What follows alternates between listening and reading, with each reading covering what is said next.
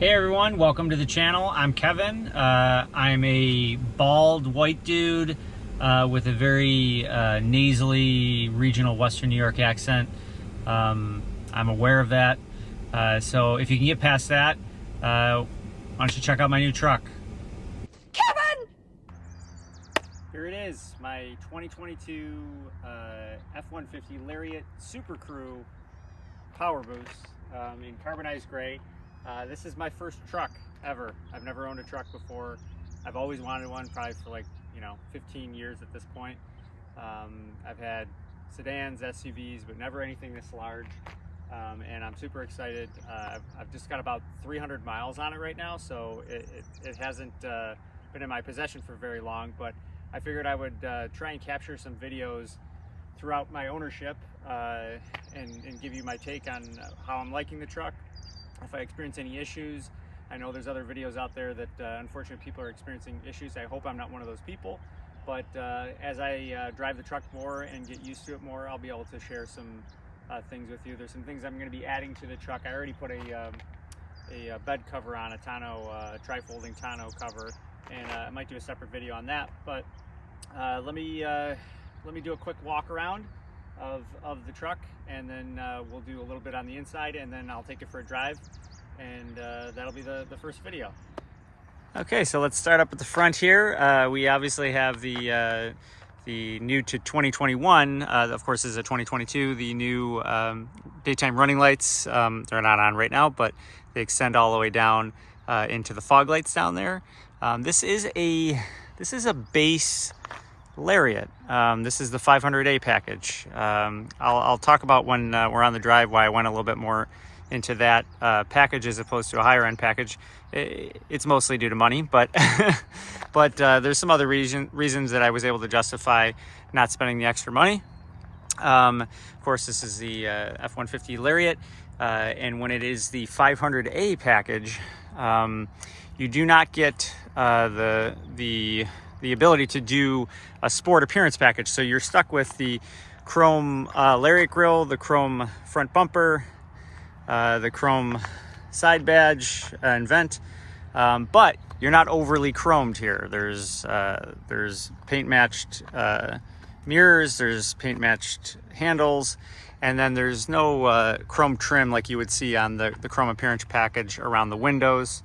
You obviously do have somewhat chromish wheels. I actually kind of like these wheels. They're 18-inch wheels on 275/65 Goodyear Wranglers, all-terrain tire. From what I've read, it's a pretty reliable tire. You can get a good amount of mileage out of it. I'll probably switch to some winter tires. This is the springtime in the Northeast here, but our winters get kind of cruddy, and winter tires definitely help. And I'll want winter tires when there's a snow on the ground with a vehicle that has a little bit longer stopping distance than I'm used to. I had them on my sedan last winter for the first time ever, and it made a huge difference. So this is, of course, the 4x4. I did not get the FX4 nor the Sport package for the reasons I mentioned before. But with the Lariat, you get the LED taillights, unlike the XLT.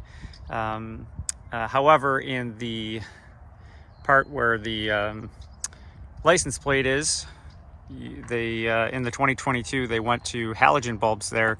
Kind of looks a little, I don't know, cheapish, but that's something that, from what I understand, is easy to change. Here's my my bed cover. It's oh gosh, I forgot the brand of the bed cover. It's an Ultraflex by Undercover. That's the brand, Undercover. And it's a hard, rigid top. I might as well open up the trunk here.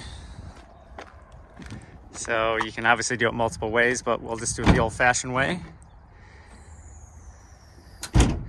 I did option the factory spray and bed liner, which is I think a necessity in a truck. If you're going to use the bed at all, I wanted to have that just to protect the paint. This is optioned with the Pro Power on board 7.2 kilowatt inverter, and I thought if you're going to get the Powerboost engine and not get that option, I don't know, it just seems like you should get that option with the Powerboost. and so that I went that way.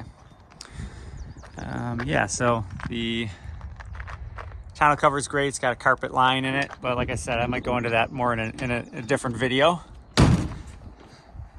And this thing's super light. It does not have the bed lights nor the box link, because as of 2022, it's the bed utility package to get those options. Yeah, so that's pretty much it on the outside. Obviously, you know probably a lot about the Powerboost engine, 430 horsepower, 570 foot-pound of torque.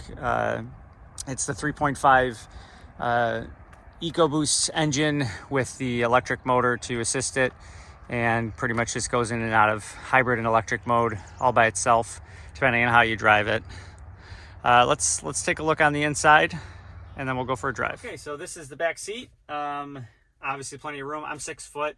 The driver's seat is in the position that I would drive in. And if you kind of look and see where my knees are, you'll see that for most regular people, this is not going to be a problem.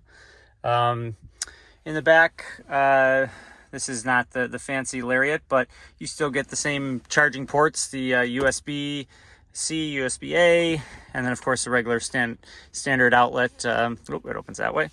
And then of course a 12-volt outlet as well too, and the vents back here for the passengers to direct however they choose. They can also have access to these cup holders. But of course, Lariat trim is when you start to get the center armrest in the back seat, and you got cup holders and an armrest here as well too. You're already probably noticing the dark slate interior in this. I optioned it with this instead of the black because I don't know. Black has been in a lot of my cars. It's nice, but in the summer, obviously the sun beats down on it and it gets a little bit hotter, and I thought that this would be a little cooler of a material. Obviously it'll probably still get hot, but not quite as hot as the black would.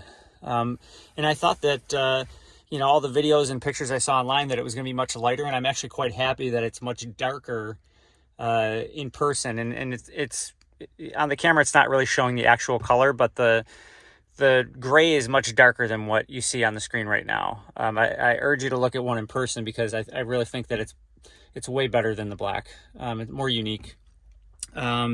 So obviously, this is a 60-40 split back here. So you just literally lift up and you can pretty much have access to the entire back here. There's a flat floor back here so that even the center passenger doesn't have to worry about straddling a hump.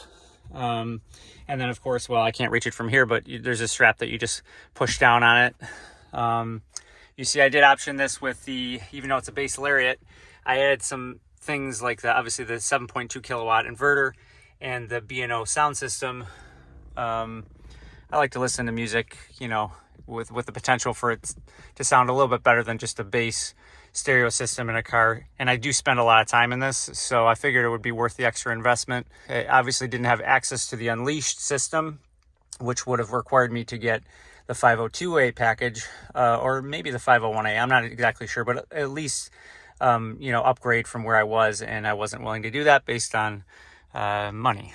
Fire the money. So you've got the pockets back here on both sides, and that's pretty much it. This is it's not optioned with that foldable lockable storage, but I think I'm going to put some swing cases in the bed of the truck, and then the little notch underneath where I'm sitting right now is enough to throw some knickknacks in there, some ice scrapers and whatnot. So let's hop in the front seat. Okay, so here we are in the front. I'm sure you've seen tons of videos online already, but I'll give you the quick rundown. Mirror controls, window controls here, driver seat memory, and then you've got all your lighting controls here. This is the Powerboost, so you do need to open up the fuel door because it's pressurized, whereas the other ones are just a regular door, but it is the capless fuel filter. I didn't open that up on the outside. This does have the power pedals, even though it's the base Lariat, but it does not have the power steering wheel, which it ends up working out okay because my wife actually didn't even need to move the steering wheel, so we can actually use the steering wheel in the same position and be comfortable. Of course, you have the dimmable rear view mirror. I didn't option this with the sunroof, not because it was expensive. I mean, that would have been a reason, but I've had it on my last 3 vehicles and I rarely ever use it. So I thought that it would be just silly to have to pay for it extra On my other vehicles, it just always came included in the packages that I got. So I'm just like, well, I have a sunroof, you know, maybe I'll use it a handful of times. But it ended up being something I didn't put on this truck because I just couldn't justify it. So I'm quite happy that this actually has the ventilated seats, especially as we get into the warmer months here. I actually really like it. I've never had a car with that before. It's not a miracle fix. You can probably hear it. I just turn it on right now, but it's not a miracle fix for you know, cooling down your back, but it's better than nothing. And because I work out of my truck, I spend or I work out of my vehicle. I just so happen to have a truck now. I ended up you know, spending a lot of time in here, and during hot weather, sometimes it, you know, I'll end up with back sweat at the end of the day or throughout the course of the day. So one other feature that I thought would be silly not to equip any F-150 with, if you have the console shifter as opposed to the column shifter, is the interior work surface. So everyone's seen this little trick. You do that, and then you flip this guy over, and you've got a place to put a laptop or write some stuff. Like I said, I do work out of my truck, so I've already used this a couple times, and I've only got 300 miles on it. So I know I'm going to get a lot of use out of this. I also eat lunch in my car quite a bit, so that will work out pretty good for me. And then, of course, you've got gobs of interior storage in here. A lot of videos online talk about the 2022s losing the ambient lighting in the cup holders. There was an ambient, or there was a light in this storage compartment, and you can see I also optioned it with the wireless charger. And then they lost the light out of the glove box.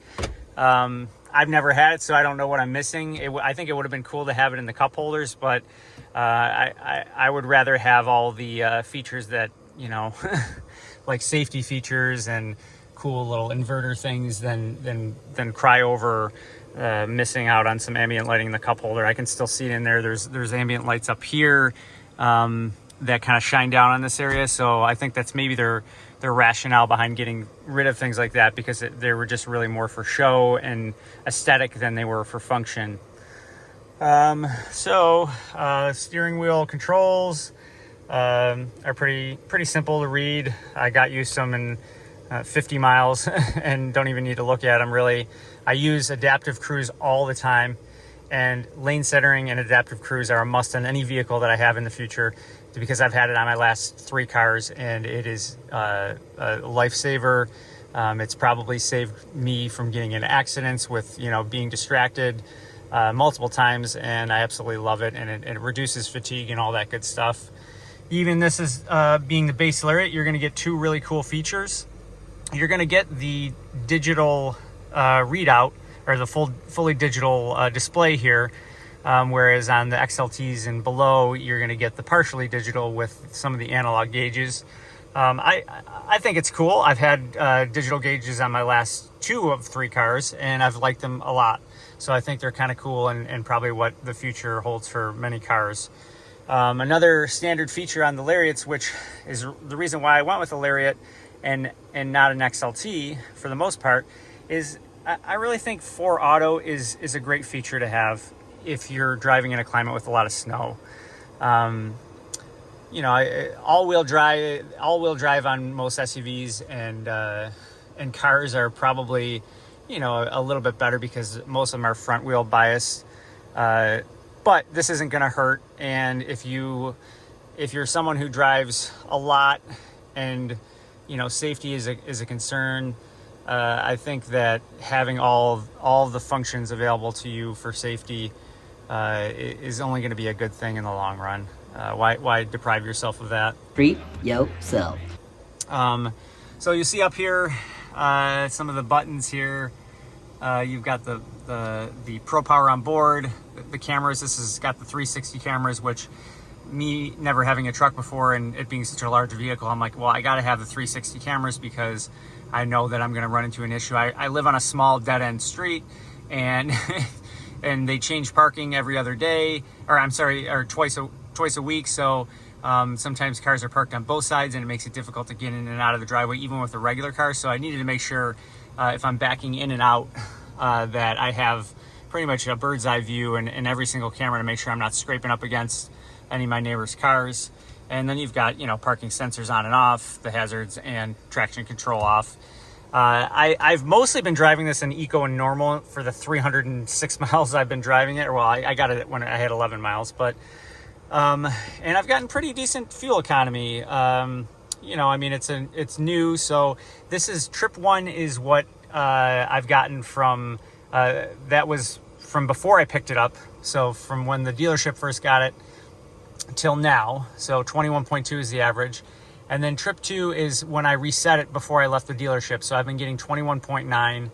And then, there's some smaller trips that I've averaged 26, 27. Last night I came home from my brother's and I averaged only maybe like a 10-mile drive, but I averaged close to 30, which, it's not going to be a regular thing. From what I understand, most people are getting around 21 in these, or at least that's what the computer is saying here. Whether or not that's actual, I'm not going to go through the hassle of hand calculating, because at the end of the day, to hand calculate if it's off by 1 or 2 is really just not worth my time. I know some people are really want to make sure they're getting the most accurate readouts, but it's going to be, minuscule for me to worry about the differences there. So I'm just going to use this as a reference, and whether it's high or low, it is what it is. So that's pretty much it. I'm sure there's other things that I could go over about the controls down here, but it's nice to have physical controls. I had a Volvo XC60 that was all digital. That sometimes was a little clunky when you were going to press the buttons and try and change the climate controls. So it's kind of nice to have the physical buttons, but it wasn't a deal breaker either. If I had another car that had all the touchscreen features, I wouldn't think really too much about it. It's something you can get used to and handle pretty easily. So let's take it for a drive. This has probably already gone on long enough, but let's take it for a drive, and then I'll give you some of my insights on how it handles and the engine and whatnot. All right, off we go here.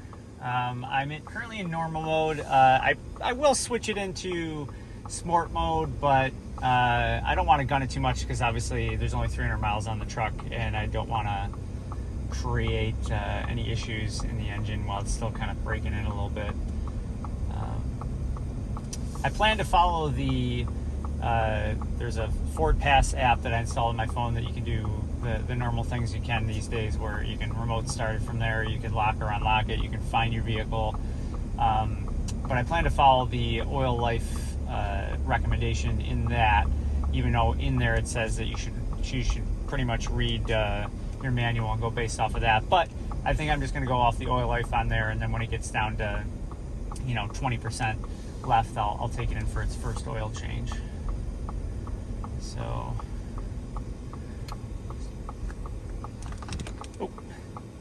gonna run into issues here with these cameras are not very secure. I'm gonna have to come up with a better solution for stabilizing these cameras. I'm sure there's things. So let's switch it into sport mode. As you know already now, probably by watching other videos, that sport mode puts you into 4 auto. So it switched us into 4 auto, and I'm just gonna wait for some cars here.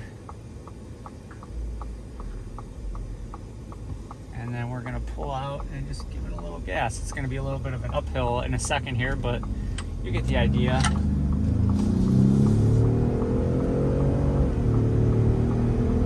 I mean, this thing is a freaking rocket.